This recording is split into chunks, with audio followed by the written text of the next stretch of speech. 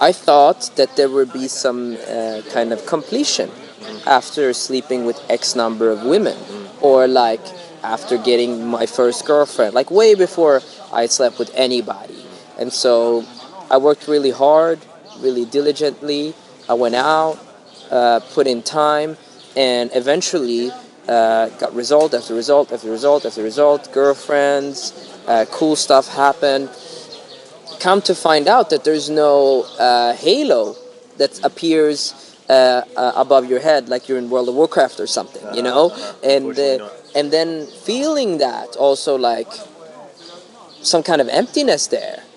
And that was really what pushed me towards a more spiritual path, because it's like I somehow realized that if I'm not whole, they're not going to give me anything that's going to make me whole. Yeah.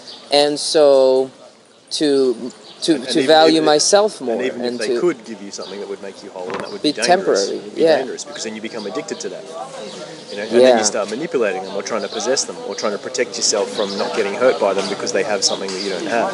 So that's why I think there's a fundamental thing, which is, I mean, some guys understand this, that, you know, a man needs to put himself first, not from a selfish perspective, but from the level of he needs to make his sense of higher mission and purpose something that really is his primary focus, and then women are part of that, and then he can serve women and they can serve him a lot better, I think. Yeah, this is some good shit. But it's like I knew about this before, but I just forgot, or I didn't pay attention to it, or I didn't care.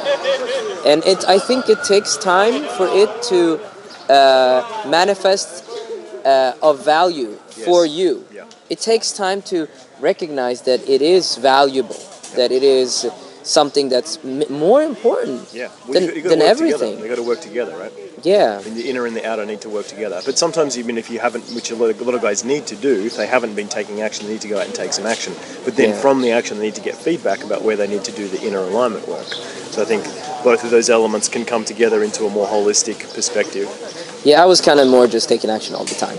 Which is, I mean, that's what a lot of guys do too. I mean, that will get you results, but then sometimes there's something empty about that process. Very empty, yeah. So there needs to be a kind of a balance between those. And I think this kind of, you know, like you knew about it and then you weren't paying attention to it, or guys hear about it and they like the idea of energy, or they like the idea about meditation, or they meditate because somebody told them to meditate, or like, you know, somebody said go to Vipassana, so I'm going to go to Vipassana. Yeah. And that's cool, like you can do that, but at some point you start to realize like, there's actually like a really deep meaning and purpose to this. This is something that will really serve you on a deeper level. But you have to get to the level where you're ready to actually receive that.